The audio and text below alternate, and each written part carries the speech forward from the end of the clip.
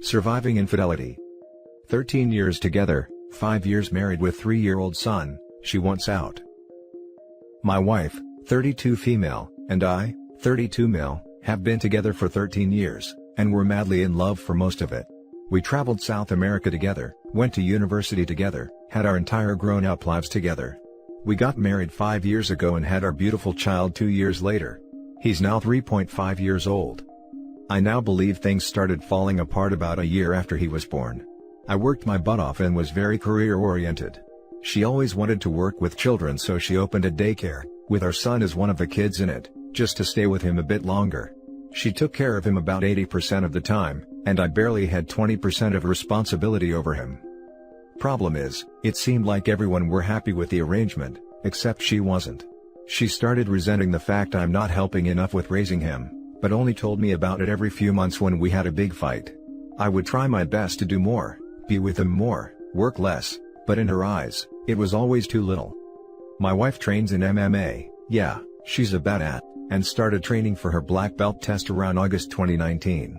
She worked her butt off training for it, while I stayed at home with our son for about 3 to 4 nights a week. I thought I am empowering her and letting her do what she loves.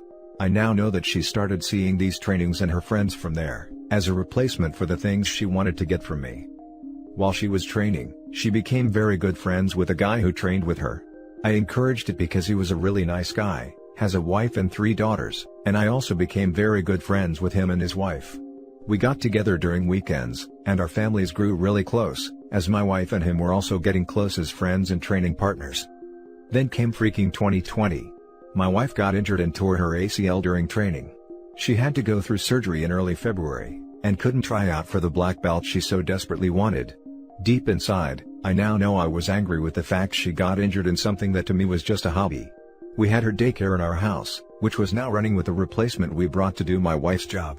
I started working from home during March due to COVID, and I also got a promotion at work, which meant more work, along with taking care of my injured wife and our son. She became depressed in ways I was not aware of. I worked long hours to justify my promotion, and to avoid having to deal with real life. I always thought our situation is temporary, and as soon as COVID ends, she gets back on her feet, and we'll go back to being the great couple we always were.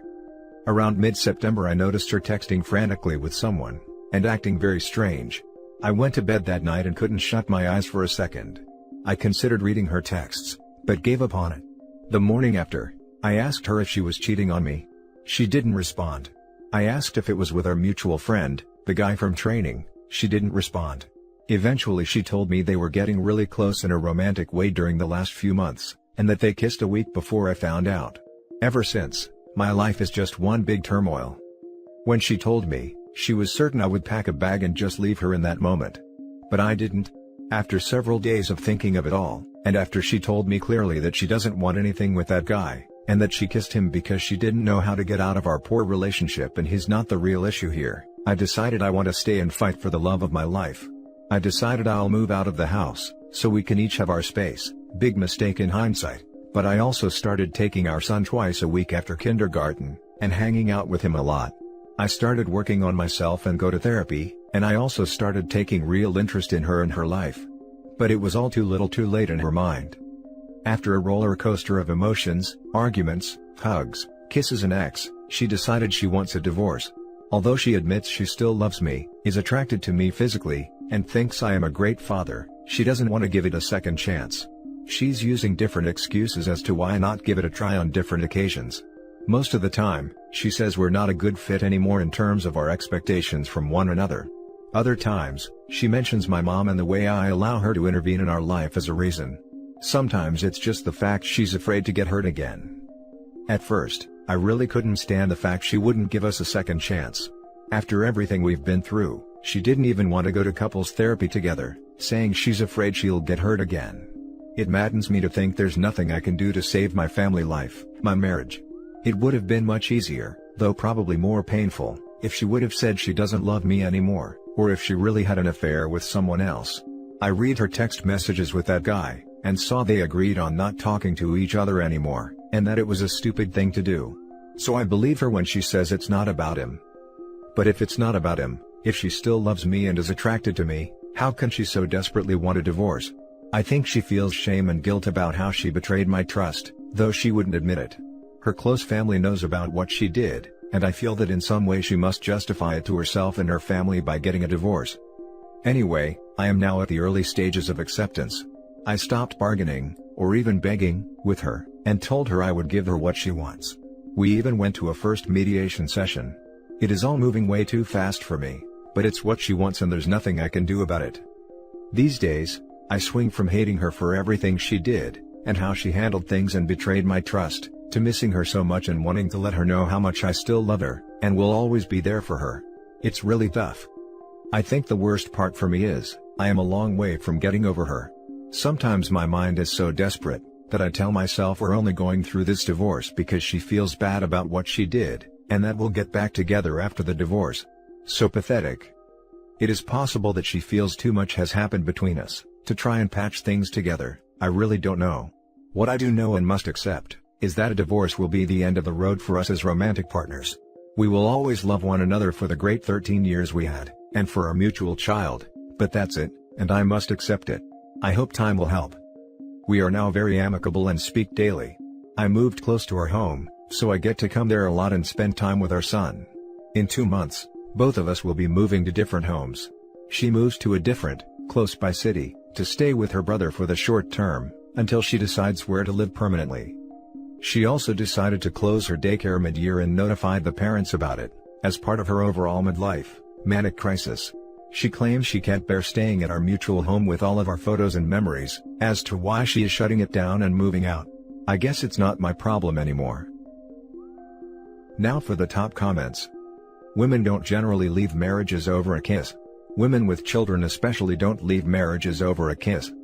The vast majority of it was just a kiss once stories, are later to be found false, and that a full-blown physical affair did take place. They were in close proximity frequently and it appears you and the other spouse weren't exactly keeping an eye on things. She didn't experience a simple crush or puppy love. She's a grown woman. Adults have ex. If you want my unvarnished take. You two got together too young, you were literal teenagers. Your brains weren't even fully developed yet. You weren't yet matured. You weren't yet aware of all of life's possibilities. You had no real adult life experience. How could you expect to successfully choose a permanent partner at that stage? There is a reason divorce stats for youthful relationships are so high. In the beginning, there was always something to look forward to. Education being completed, grown-up jobs and more financial freedom, marriage, a house, kids, what have you. Whatever she was unhappy with, those little things that niggled at her, would surely fix when XYZ milestone is achieved. Then, one day, there was a marriage and a kid and a household, and she realized, this is it. This is my life. No new milestone to distract from the differences, the incompatibilities, the lack. No future things she can be sure will result in happiness. And that's when she started the detachment process. I'd bet dollars she completed that process with an exit affair with that friend. The good news going forward is that, you can't make the same mistake. Next time around you and your future partner will be fully baked seasoned adults, who know what they want. Sorry to hear, dude. Yeah. She checked out by the sounds of it a while ago. Hence, so easy for her to continue and you're struggling. I was there too. With 2 kids. It's painful to know the end is coming. And there is diddly squat you can do. Only tip is, to start exercise, and look after the kiddo as good as you can. It does get better. How long has it been since your separation? Thanks for the kind words. For now, it's mostly work, drinking, and binging on Netflix. She is likely in limerence with the other guy, and claiming just a kiss, is like the oldest lie in the book. She said via text to him, and him to her, that they should stop, but there are so many ways that they can keep in touch on other apps or a burner phone, that there is just no telling.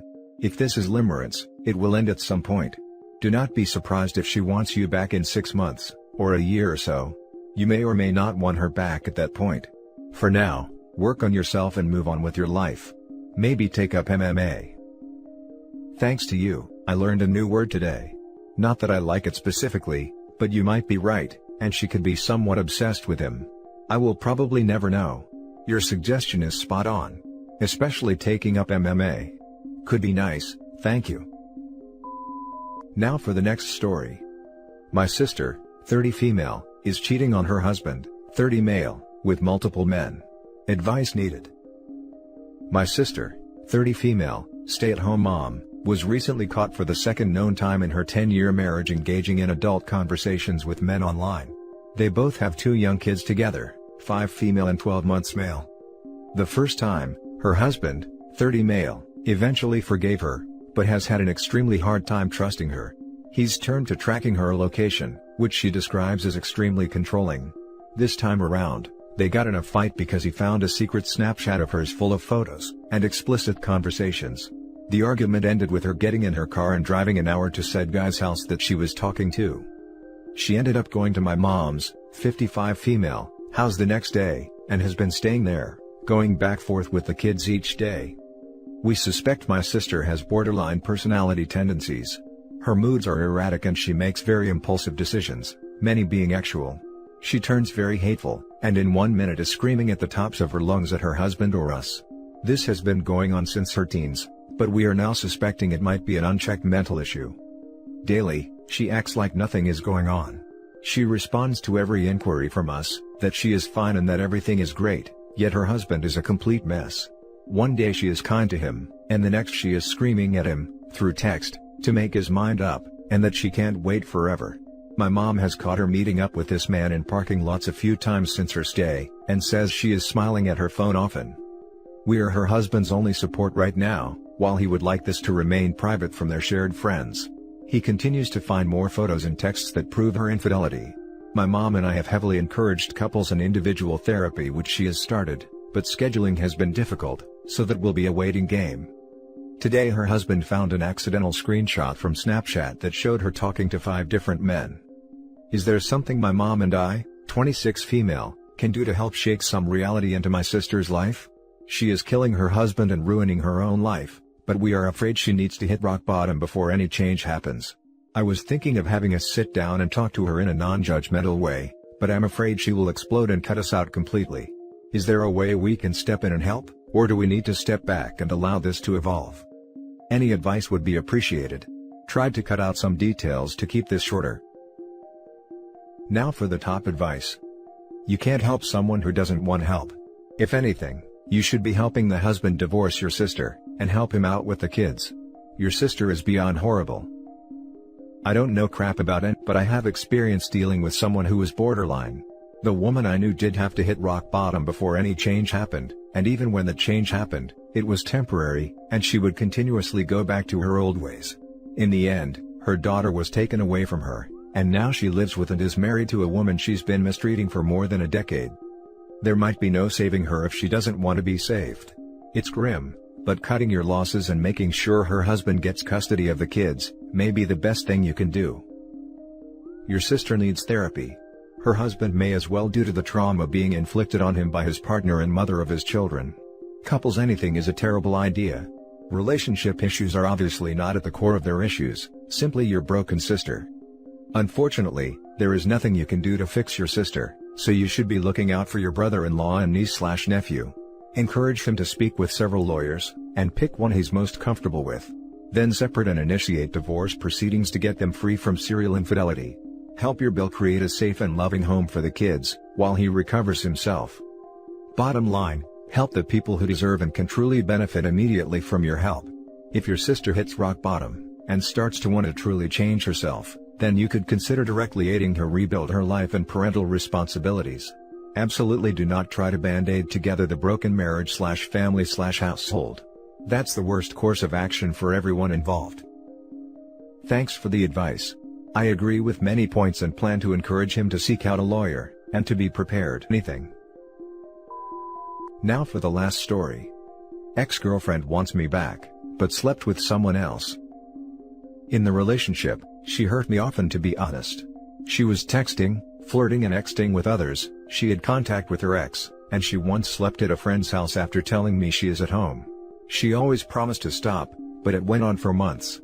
I was blinded by love and forgave her for everything. We worked past that, forgot the past, started new, and everything was going well, until she broke up out of nowhere. She has depression since I know her, so I thought it must be because of that. 2 months later, she asks for me back.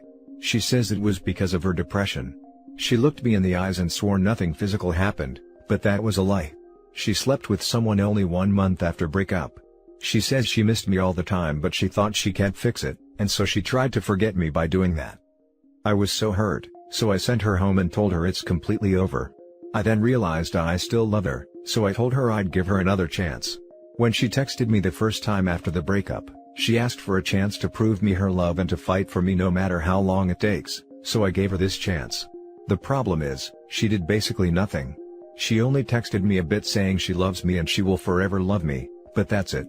I expected her to maybe visit me randomly, or tell me how she wants to fix this, but when I asked her about her plan of how she wants to fix this and how she wants to regain my trust, she said she doesn't know how to do this. The texting got less frequent. She said she is struggling with her depression, and she doesn't want me to feel bad because she feels bad. She texted me she will love me forever, but only every few days. Now the last text was more than a week ago, and she hasn't texted me since. I mean, why does she say she wants to fight for me, but she does basically nothing besides texting me? Now she doesn't text me at all. As you can tell, I still love her and I would love to take her back, but the fact that she slept with someone in the time is killing me. I know it's not cheating because we were not together, but it still feels like it. Also, she lied to me about it, so now I know what a good liar she is. Looking back, I don't know how many times she might have lied to me. There was an occasion where I thought she might have cheated on me, and now that I know she is a good liar, who knows if she ever did. So as I said, she promised me to fight for me, but doesn't text me anymore for more than a week. I would love to take her back because I realize I can't live without her, but I also can't live with what she did. But on the other hand, it's not cheating, so I don't know what to do. I just got these pictures in my head. Any advice or comments on that? Now for the top advice. OP, one thing I've learned in this life is that sometimes when someone says they love you, they are just trying to manipulate you. The problem is, it's a very effective method, especially in your case where you want them to love you like you love them. The truest test of a person's love for you is in their actions. You note that when you were together with your ex, she was texting, flirting and exting with others, she had contact with her ex, and she once slept at a friend's house after telling me she is at home. These are not the actions of someone who genuinely loves and cares for you. My advice? Ignore her. I know what she did was bad and I almost broke up with her, but she fought for me. We talked about that and she stopped and hasn't done that again for the last few months. Then she breaks up out of nowhere. I mean, I know she has depression, but I think that shouldn't be an excuse for such a behavior. You need to cut the cord on the relationship. She ex-dead guys, messaged her ex and then said she was at home but wasn't, all whilst she was with you. Then she jumped another guy's bones when you broke up, probably someone she was speaking to when she was still with you. You need a clean break. Help clear your mind with exercise, good food, listen to Patrice O'Neal, and then finish a TV series on your own. As you get better you will find confidence in there, because you don't seem to have a grasp on confidence in yourself at the moment. Good luck, dude. Sounds to me as though she wanted to break up to try things with someone else, and when it didn't work out, she wanted to come back to you. Please don't be someone's second choice, you deserve better. Anyone who openly flirts and exes with other people while in a relationship is disrespecting you and your feelings. I know that, but luckily, she stopped and we had no problems for months. Then she breaks up out of nowhere. And that's it for this video, guys. If you have thoughts to share, leave a comment below. Don't forget to hit like and subscribe if you like this content. I'll catch you in the next one. Good day, everyone.